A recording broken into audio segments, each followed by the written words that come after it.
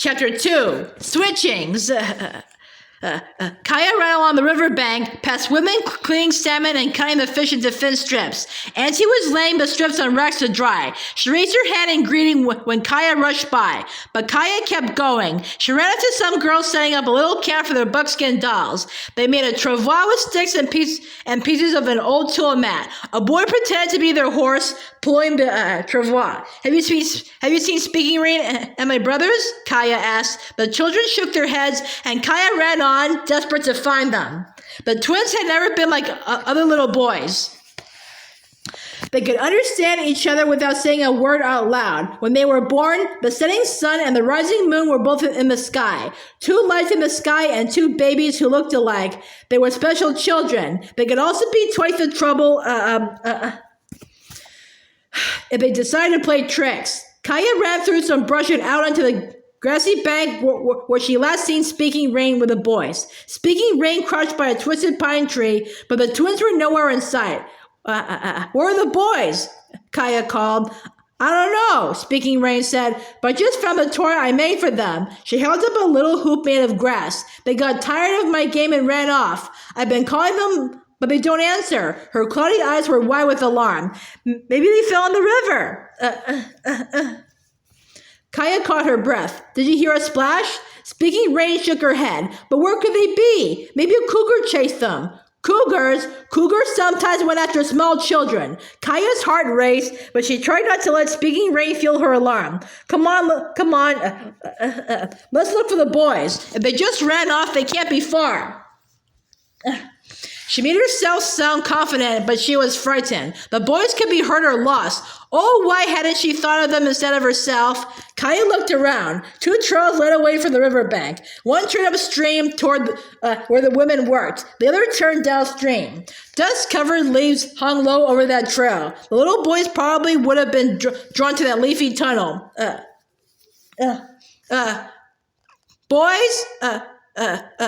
Boys, Kaya called. Where are you? There was no answer. Follow me, Kaya said to Speaking Rain. I'll look and you listen. Speaking Rain took hold of Kaya's sleeve and walked right behind her down the trail. I see the footprints in the dust, Kaya said. She walked faster. And here's where they left the trail and went under the bushes. They were crawling. We'll have to crawl too. Stay close. The girls got down on their hands and knees and inched forward. Leaves caught in their braids and brushed their cheeks. Kaya kept a lookout for the stick people hiding in the shadows. Maybe they led the boys deeper into the woods.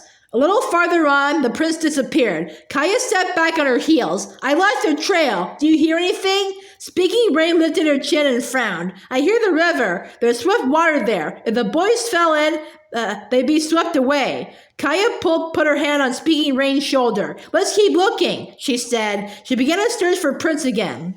I think we should get others to help us, Speaking Rain said, but she pointed up. Listen, I hear something up there. Kaya got to her feet so that she could see over the bushes. An old spruce tree loomed overhead. A cougar might be crushing the branches. Or the boys. She'd been so busy following signs on the ground that she'd forgotten that the twins could climb trees. A spruce branch trembled. Two pairs of dark eyes gazed down at her from the green boughs. The boys were clinging to the trunk like raccoons. They were grinning. Kaya was flooded with relief. She was also angry that the boys had scared her in Speaking Rain. Come down right now, she said. The little boys crept down out of the tree in a shower of dry needles. When they reached the ground, they started to giggle. Kaya took their hands and crouched to look into their eyes. Don't laugh, she said. Running off isn't a game. Dangers are everywhere. Yes, dangers are everywhere, a low voice said. Startled, Kaya and Speaking Rain turned. Someone was coming through the woods behind them. Hands parted the branches, and Auntie stepped through. Her face was stern. When you ran by me, I sensed trouble, so I followed you, she said. Now I see I was right. I hear your mother tell you to look after your brothers.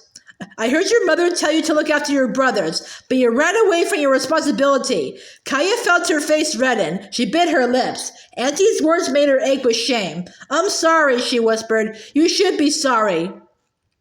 Auntie said in a weary voice, I must call a whipwoman to teach you a lesson. As Kaya followed Auntie back to the camp, She kept a strong hold on her feelings so that they wouldn't show, but her eyes shone with unshed tears. She kept her gaze on her feet when Auntie went to fetch whip woman. The respected elders selected to discipline children who misbehaved. When whip woman arrived, she carried a bundle of switches, but it wasn't the switches that Kaya dreaded. It was the bad opinion of the other children. When one child misbehaved, all the children were disciplined. They learned that when one of them did. They learned that what one of them did affected all the rest. "Come here, children," Whip Woman called out. "Come here now." One by one, the children old enough to be Swish came forward and lined up in front of Whip Woman. She laid her bundle of willow switches to the ground on the ground at her feet. "Lie down on your stomachs and bare your legs," Whip Woman told them. She waited while everyone did as she said.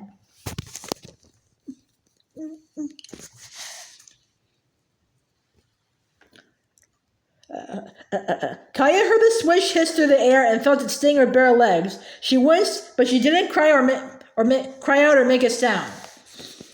Kaya lay down, pulled her skirt up to her knees, and pressed her mouth to the back of her hand. She heard the swish hiss through the air and felt it sting her bare legs. She winced, but she didn't cry out or make a sound.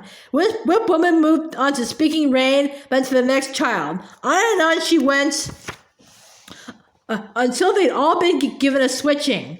And the children lay there. Whip Woman spoke to them slowly and firmly. Kaya didn't watch out for her brothers. They ran off into the woods. They could have been injured. Enemies could have carried them away. A magpie that thinks only of itself would have given the boys better care than Kaya did. Nimipu always look out for each other. Our lives depend on it. Don't ever forget that, children. Now get up.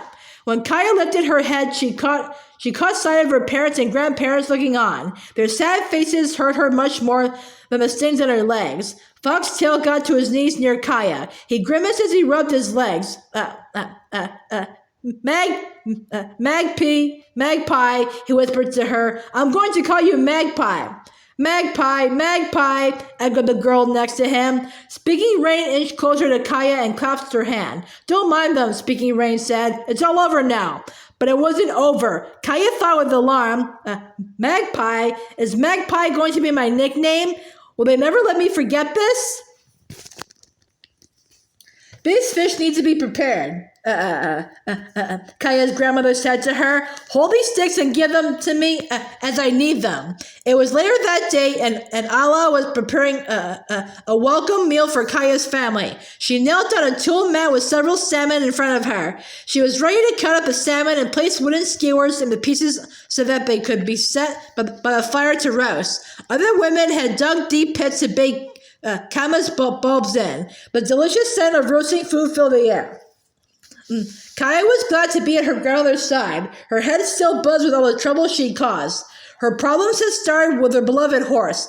"I raced steps high, but she tried to buck me off," Kaya confessed. Allah muttered. She slid her knife up the belly of the salmon, cut off its head, took out its innards, and began to cut the rest into 3 long pieces. Her face shone with sweat from the heat of the fires. Her hand glistened with oil from the rich salmon. One by one, Kaya handed skewer to Allah. "But I'm going to trade her," Kaya said, thinking out loud. "Someday, I'm going to be the very best horsewoman." When she heard herself boast again, she bit her lip. Allah muttered again. She laced the skewer through a large piece of fish. "I lived a long time, and I know many fine horsewomen. First they cared for their families, then they trained their horses. You must think of others before yourself." She held out her hand for another skewer. Kaya bowed her head at her grandmother's lecture. She felt a tear run down her nose.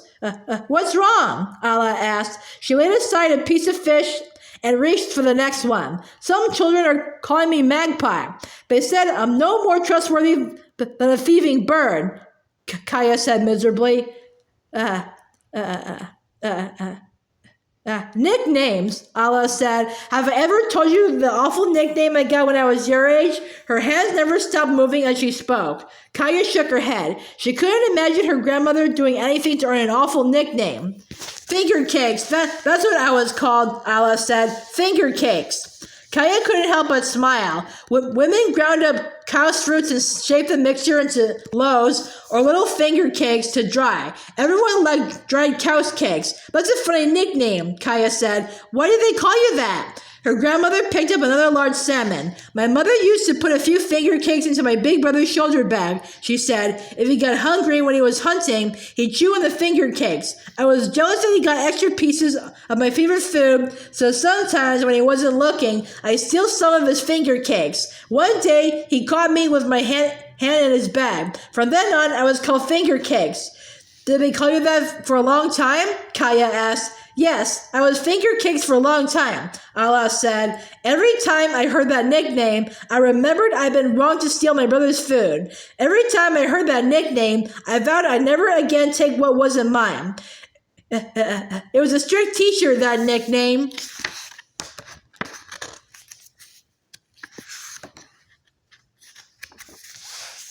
But you lost the nickname, didn't you? Kaya said. Her grandmother smiled. Let me tell you something. Sometimes an old friend will call me Finger Cakes just to tease me. After all these years, that name still pricks me like a thorn. She put down her knife and wiped her hands on the grass. Beef salmon are ready to roast now. Kaya was still troubled. Do you think I can lose my nickname, Allah? She asked. Her grandmother looked closely at Kaya. Her dark eyes seemed to see right into Kaya's heart. Listen to me, Allah said. You're not a little girl any longer. You're growing up. Soon you'll prepare to go on your vision quest to seek your wayakin. Work hard to learn your lessons so your nickname won't trouble you. Then your thoughts will be clear when the time comes for your vision quest. She pushed herself up from her knees. These fish need to be carried to the fire. Everyone is hungry. Kaya's family gathered beside their teepee for their evening meal. Allah had laid several tool mats in a row on the grass. The men took their places on one side of the mats. The women set wooden bowls of salmon and baked kamas in the center. And served the men. Then the women sat down across from them. Kaya's grandfather led them in giving thanks to Hunyawat, the Creator. Kalutsa held out his hands over the feast. Are you paying attention, children? He asked in his deep voice. Kaya said with the other children. Hunyawat made this earth. Kalutsa said, He made Nimipu and all people. He made all living things on the earth. He made the water and placed a fish in it. He made the sky and placed the birds in it. He created food for all his creatures. We respect and give thanks for his creations. After they all sang a blessing, each one took a sip of water, which sustains all life. Then they all took a tiny bite of salmon, grateful that the fish had given themselves to Nimipu for food. After that, Kalutsa motioned for the rest of the food to be passed. As Kaya ate, she glanced from time to time at the others. She was surrounded by her grandparents, parents, aunts and uncles, and all the children in her family. She gazed at her father with his sharp cheekbones and broad shoulders. She looked at her mother with her shining black hair and her straight brows. Kaya felt how much she loved them all and how much she needed them. She wanted to be worthy of their trust, to be a girl no one would call Magpie ever again. It is morning. We are alive. The sun is witness to what we do today, the camp crier called. He made his way among the teepees to waken everyone and announce the events of that day. Kaya opened her eyes. Ita was already awake. She brought a horn bowl of fresh water from the river. Allah was awake too. She stood in the doorway of the teepee and faced the east, where the dawn sky glowed pink. With her eyes closed and her chin lifted, Allah sang a prayer of thanksgiving to Hunyawat, thanking him for a good night's sleep and the new day. Kaya silently joined Allah's prayer. Morning prayer songs were rising from all the teepees in the camp. The prayers over, Kaya stretched and yawned. Beside her, speaking rain rolled onto her back and reached for her folded dress. The twins were sitting on the deerskin blanket they shared. They held out their hands for the rude cakes Brown Deer offered them. Brown Deer had arisen before the camp crier passed by too. Although Kaya hoped to be as hardworking and generous as her older sister, right now Kaya wanted to stay curled up under her soft deerskin as long as possible. Ala turned with a smile as if she guessed Kaya's thought. Come, girls, get up, she said. Roll up your bedding. It's time to bathe in the river. Every single morning of the year, in cold weather as well as warm, all the children went into the river to bathe. The cold water made them strong and healthy. Grandmothers and whip women watched the girls to make sure they got clean. This morning, Kaya delighted in wading into a quiet place at the river bends. A salmon tickled her toes as she walked out on the pebbly bottom to where the water reached her chest. As she splashed, the sun rose over Mount Syringa and flooded light into the green valley. Rabbit, a girl older than Kaya, ducked underwater and came up next to her. She shook drops of her gleaming hair and gave Kaya a sly smile. I didn't know magpies could swim, she whispered.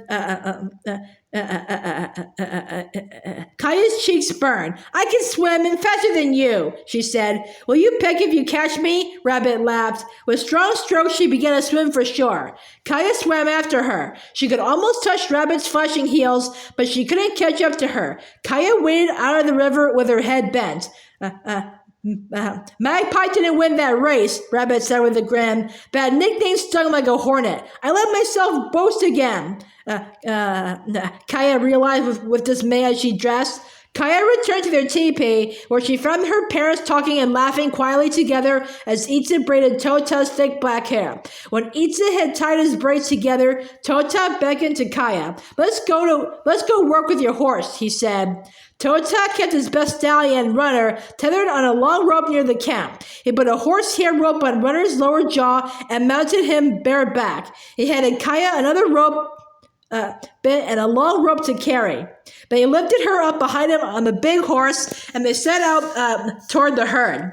Kaya loved to ride with her father. She leaned against his warm back. The smooth gait of Tota's stallion rocked them gently. Tota, Steps High tried to buck me off yesterday, she said. I thought so, Tota said. I saw you walking her.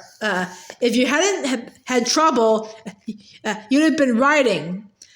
I know your horse would never buck you, Kaya said. Tota was quiet for a little while. Have I told you about the first time my father put me on a horse? He said. You never told me that, Kaya said. I was a little boy, even younger than your brothers, Tota said. One day, my father put me on the gentle old horse my grandmother rode. He told me to ride around the camp slowly, but after I went around slowly, I wanted to go faster. I kicked the horse as I see my grandmother do. The horse bolted. My father chased us, yelling to me to turn the horse uphill to slow him. I looked for a soft spot and jumped off into the grass instead. Were you hurt, Tota? Kaya asked. I was sore all over, he said. Do you know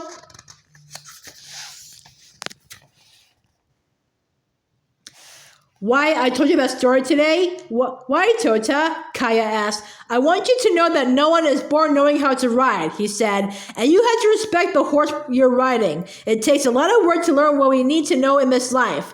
Tota swung Runner alongside a group of mares. Steps High was grazing with them. Whistle for your horse, he told Kaya. She knows your whistle. When Steps High heard Kaya's whistle, she pricked up her ears. As she came forward, Tota tossed a rope around her neck and drew her close. Each time Kaya saw Steps High, she marveled at her horse's beauty. Steps High was both graceful and strong, the muscles rippling under her skin. Tota got off his stallion and lifted Kaya down. As he approached Steps High, she tossed her small head and rolled her eyes. Tota put the rope bit into her mouth, then grabbed a handful of mane as he swung onto her back. He held the rope reins firmly as he rode her away from the herd at a trot. Steps High pranced nervously, but she obeyed Tota. He drew the horse to a halt again by Kaya. Now it's your turn, he said. You're a strong rider. If you need me, I'm here to help. Kaya swung up onto her horse. Tota handed her the reins, but Kaya didn't urge Steps High forward. I won't push you too fast or too hard again, she whispered to her horse. I want you to trust me. Kaya pressed her knees to her horse's sides. She could feel a shiver run down her horse's back as Steps High began to walk. Steps High pushed against the bit as she were thinking about running and bucking again, but she stayed but she stayed at a walk until Kaya nudged her to trot. Kaya kept her horse gathered in and rode in slow circles until Tota motioned for her to come back to him. He took her horse's reins in one hand and stroked Step-Side's neck. Tots, he said to Kaya, that's just how you must ride her for a long time. Stay slow and stay in control. Work with her a little longer, then come back to camp. Tota turned runner and rode off. As Kaya rode her horse in another circle, Foxtail rode up beside her. He'd been helping some older boys with the horses. His face was dusty and his lips were dry. Herding was hard work in the hot sun. Do you want to race again? He asked Kaya. Tota said I can't race my horse for a long time, Kaya said. Foxtail's grin was a wicked one. I forgot that magpies don't race, he cried. He kicked his horse and galloped away from her. That nickname again. It gave Kaya a sick feeling in her stomach. She clenched her teeth as she struggled Step-Side back to the herd.